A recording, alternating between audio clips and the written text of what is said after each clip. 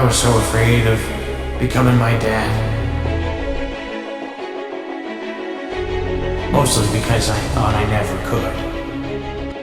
How do you become someone that great, that brave, that selfless?